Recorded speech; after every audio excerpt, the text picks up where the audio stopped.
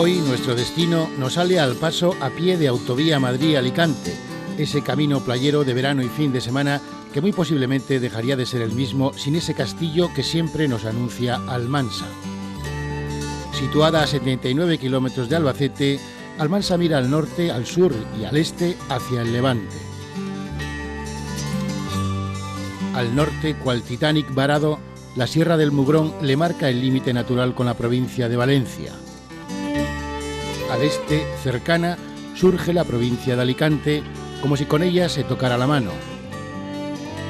Y al sur tiene a Murcia para completar ese arco levantino que es como su media naranja. La otra media, albaceteña y manchega, la tiene al oeste, donde Bonete, Montalegre y Alpera son sus referencias de poblaciones más cercanas.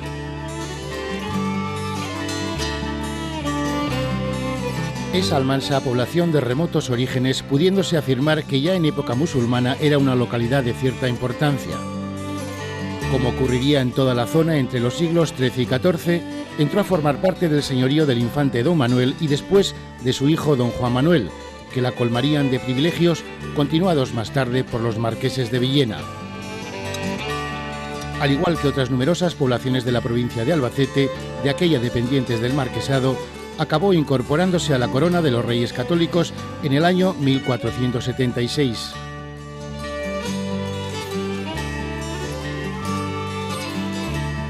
En las tierras que la circundan tuvo lugar en 1707, durante la Guerra de Sucesión, la famosa batalla de Almansa, que acabó con el definitivo asentamiento de Felipe V en el trono de España tras su meritoria y trabajada victoria sobre las tropas del archiduque de Austria Carlos, mayores en número.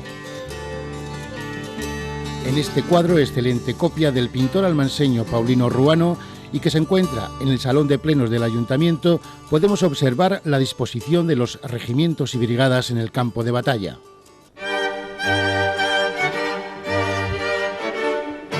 Hoy Almansa es una ciudad no solo porque en 1778 Carlos III le concediera el título, sino también por el notable crecimiento y progresivo desarrollo económico, social y urbanístico que ha experimentado en las últimas décadas, donde la industria del calzado ha sido su buque insignia y motor de desarrollo.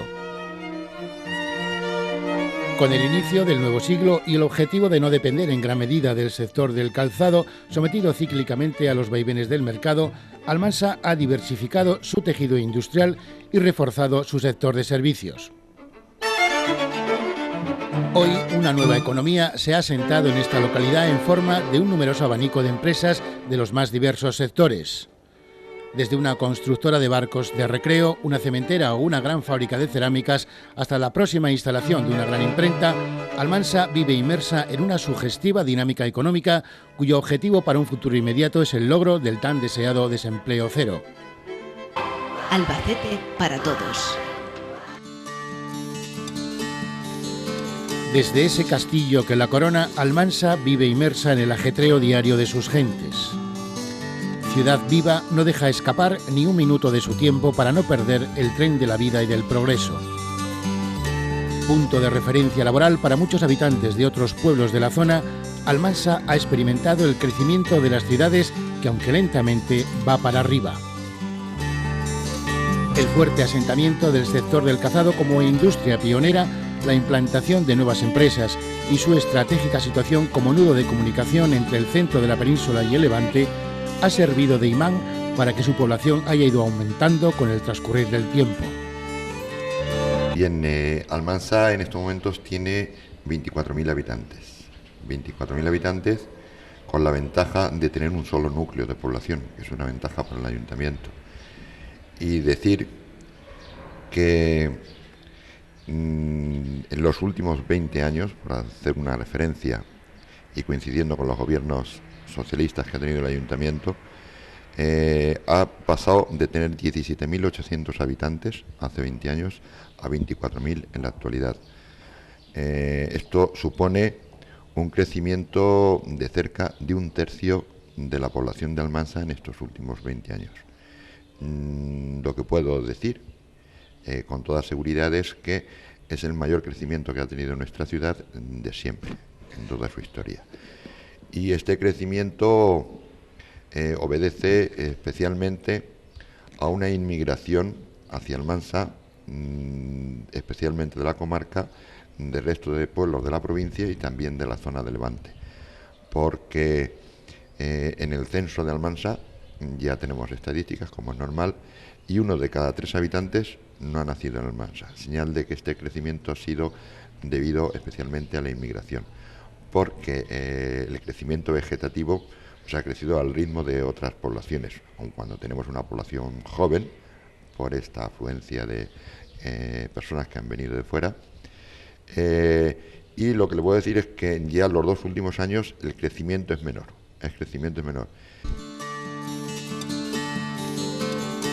Dicen que quien pasa por la autovía Madrid-Alicante y mira el castillo de Almansa no puede evitar entrar para conocerla alguna vez en su vida.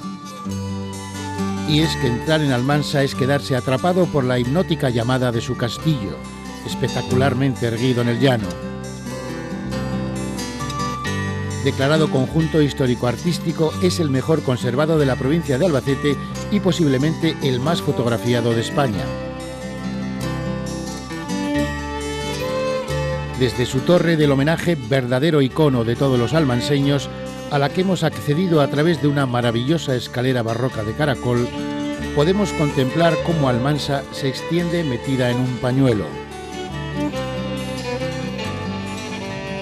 Antes habremos subido los casi 350 escalones que hay hasta llegar a coronarla.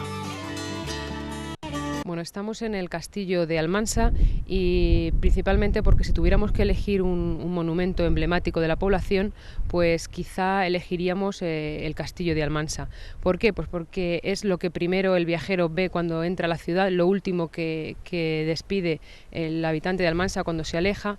Y sobre todo porque gracias a este castillo podemos asegurar que los almanseños vivimos hoy donde vivimos. Aquí es donde se asentaron primeramente, antes que los musulmanes, otras civilizaciones, pero constatadas, pues son los musulmanes los primeros que habitaron en este castillo y levantaron su pequeña fortaleza, en la época en la que vivían como reinos de taifas. Entonces los musulmanes levantaron su fortaleza a modo de tapial y pues vivían de la agricultura principalmente. Entonces, en este estado de cosas fue cuando los cristianos aparecieron en este marco y conquistaron el castillo. El castillo de Almansa está situado sobre un cerro, el Cerro del Águila, y la situación estratégicamente es ideal porque está dominando toda la llanura en un alto. Entonces este castillo lo principal es que con muy poca mano de obra se consigue una construcción monumental, porque hay estratos verticales que aparecen a raíz del cerro y los árabes utilizan estos estratos verticales para a partir de ellos levantar la fortaleza, y luego pues ya los cristianos aprovechan pues la base árabe para continuar esta obra. Este castillo es uno de los mejores conservados de toda esta zona porque se conserva pues toda la periferia, y del interior se conserva lo que es la torre del homenaje, pero las dependencias que hubieran en algún momento, pues hoy en día no tenemos nada más que la imaginación que no podemos discernir cómo hubiera podido ser, pero se sabe que habían dependencias pues tales como fragua, herrería, carpintería, tales para el autoabastecimiento de la gente que aquí vivía. Vivían una guarnición considerable de unas 200 personas. Y luego pues tenían la zona palaciega donde vivía el alcaide del castillo con su familia, que actualmente ocupa su lugar el patio de armas. Entramos en una época en la que los castillos entran en desuso y bueno, concretamente en 1920 pues se declara Monumento Histórico-Artístico el castillo de Almansa, Monumento Histórico-Artístico Nacional, y a través de la Real Academia de San Fernando, porque el pueblo de Almansa durante mucho tiempo utilizaba el castillo y la montaña, el cerro, como cantera. Entonces solicitan al alcalde permiso para demoler el castillo. El alcalde dice que no habría problema, pero que tendría que consultarlo, y es cuando vienen gente de la Real Academia de San Fernando y declaran el castillo Monumento Histórico-Artístico Nacional. Entonces, a partir de ahí empieza una serie de reconstrucciones paulatinas que poco a poco van transformando el castillo, y es ahí cuando aparecen nuevas troneras, es ahí cuando aparece el patio de armas, porque se encontraron con un castillo totalmente destrozado, todo el interior, y entonces es cuando hacen el patio de armas, pero ahí originariamente era donde estaban las dependencias. Y troneras auténticas se conservan también, algunas de 3 concretamente del siglo XV. Parte de almenas también se conservan del siglo XV, pero lo que es toda la periferia y la torre del homenaje, todo es época original, o sea, del siglo XV, siglo XIV y de los siglos XII y XIII. A los pies de la enorme roca donde se asienta el castillo, en la plaza de Santa María, se condensa una gran parte de su relevante patrimonio histórico-artístico. Destaca por el impacto visual la espléndida fachada del que fue Palacio de los Condes de Cirat, Grandes de España, hoy modelo de conservación y restauración de lo que era un bello edificio histórico reconvertido en ayuntamiento. Justo a la falda del castillo, al bajar la escalinata, tenemos la plaza de Santa María, y ahí es donde se concentran dos edificios importantes que son el actual ayuntamiento, antiguo Palacio de los Condes de Cirat, conocido en Almansa con el nombre de Casa Grande. Es un edificio con una fachada manierista, un patio interior porticado que se conserva después de su restauración a partir del año 92, y en el 96 se inaugura como nuevo ayuntamiento. Simplemente las dependencias sí que son de nueva construcción, pero se consigue salvar lo que es la fachada y el patio interior.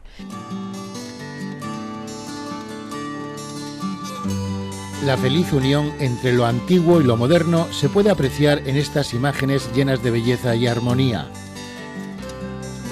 En un alarde visual aparece en el plano todo el magnífico patio de esta casa grande, que parece un lugar encantado salido de una escena medieval.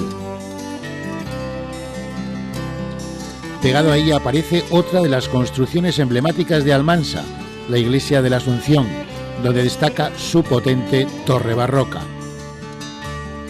Lo más interesante de la iglesia es la portada, es una fachada renacentista, aparece dividida en dos cuerpos, el cuerpo de abajo es el que enmarca las puertas y aparece un grupo escultórico que hace alusión a la Anunciación, y en el cuerpo superior otro grupo escultórico que hace alusión a la Asunción. Luego tenemos una torre ya barroca del siglo XVIII, porque la fachada es de 1524, y tenemos también una capilla del siglo XVIII, o sea que se tardó mucho tiempo en construir la iglesia. El interior, tenemos un interior totalmente diferente a lo que es la fachada. Fuera tenemos el sabor de lo antiguo, de lo añejo, y dentro es una cosa más moderna, más de nuestra época. Es un interior neoclásico, y aparte desde hace poquito lo tenemos recién pintado y decorado, lo que es todo el ábside. Es una nave muy grande, y podemos decir que es una de las pocas que es demasiado alta y demasiado ancha, sin ninguna columna en el centro. Entonces, por eso nos da más la sensación de que parezca un salón civil más que una iglesia, porque no posee ninguna columna que sustente toda la techumbre. Y bueno, luego tiene un ábside de media circunferencia, y aparecen 12 columnas que recuerdan un poco a la capilla del Palacio Real de Versalles. Es una iglesia sin retablo, el retablo son las columnas, por eso sorprende, porque no aparece ningún retablo. Actualmente hay una especie hay un altar, pero nunca ha tenido retablo, Siempre el retablo han sido las 12 columnas.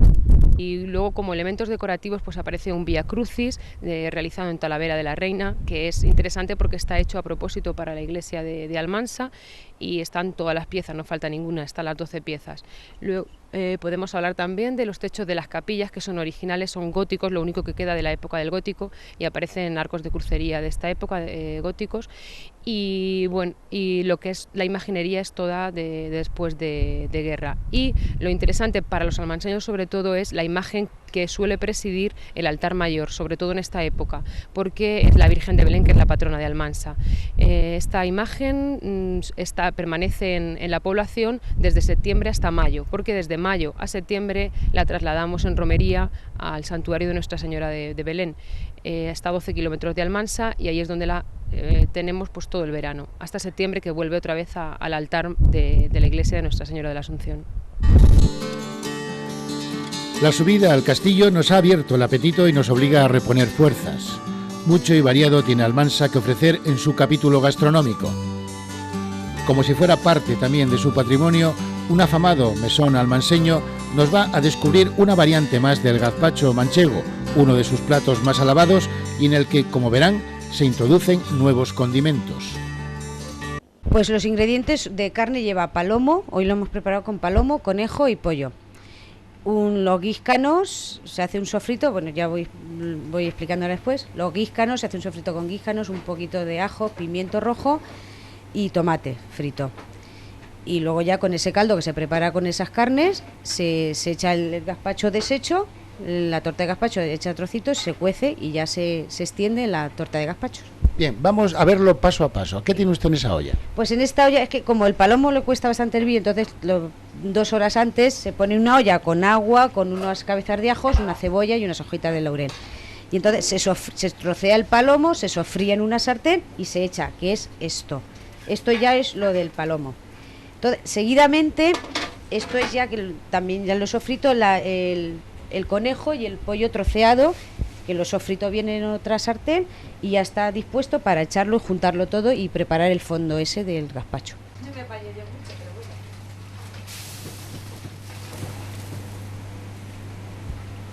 Muy bien. Una vez que ya se ha hecho la carne en esa olla y ya se termina, dejamos cocer un poquito y la pruebo de sal y que esté en su punto.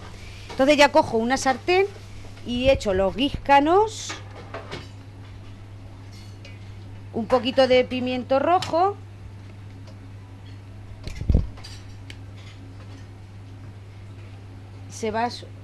y un poquito de tomate frito con su aceite de oliva y se va sofriendo. Añadimos unos caracoles serranos que antes se me ha olvidado de nombrarlos. Tengo aquí ya preparados, engañados. Pues unos poquitos. Y se sofríe un poquito ya. Entonces ya he hecho el fondo, como ya está sofrito esto. He hecho aquí el caldito para cocer el gazpacho. Como ya tengo el tranquillo, pues lo he hecho como un puñado más o menos, yo cuento un puñado de estos por persona. Y ahora se deja cocer sobre unos 10 minutos y ya le añado, como esa carne ya está cocida y preparada, le añado la carne que quiero. Bueno, ya ahora seguimos el siguiente paso. Ahora se deja cocer durante 10 minutos. Sí.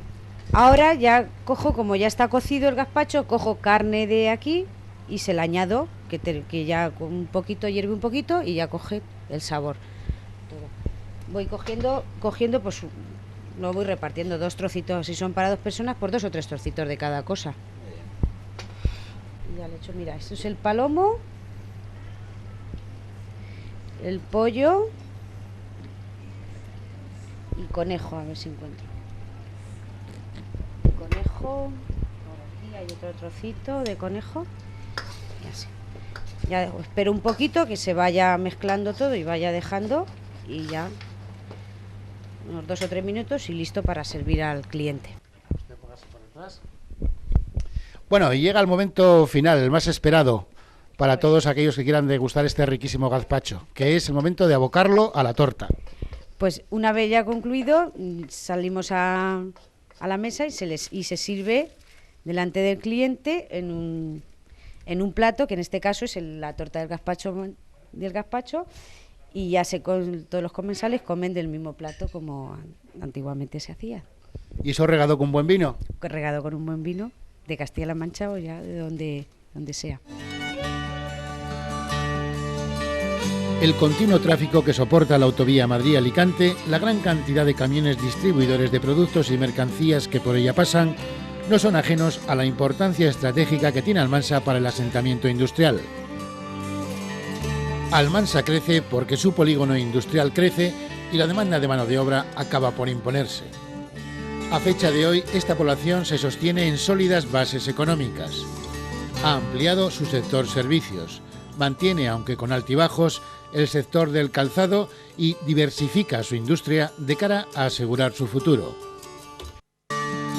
Hablar de la Almansa industrial significa siempre tener presente a la industria del calzado, motor económico sometido habitualmente a las circunstancias del mercado y a la feroz competencia.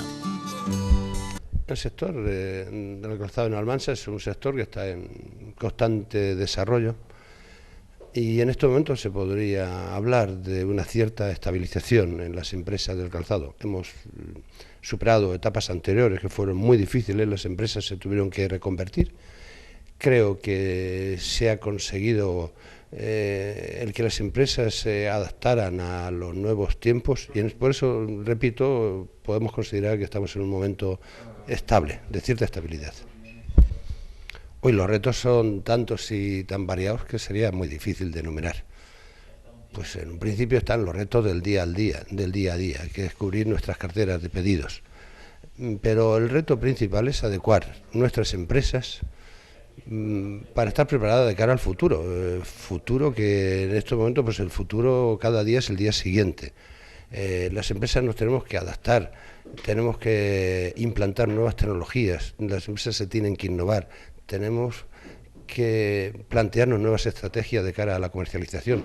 Son tantos los retos y en eso estamos que sería muy difícil de enumerarlos, pero vamos, principalmente pues es adecuar nuestras redes de comercialización, sobre todo de cara a la nueva etapa que se nos avecina con la entrada en la zona del euro, y adaptar nuestras empresas a las nuevas tecnologías. Luchar y trabajar y apostar por la calidad y apostar por la innovación. Sin calidad y sin innovación, este es un sector que no tiene futuro. No puede uno irse de Almansa sin antes hablar de sus fiestas en honor de la Virgen de Belén, en cuyo santuario tienen lugar unas impresionantes romerías. Ni tampoco de su celebración de moros y cristianos, como un guiño a su otra parte levantina.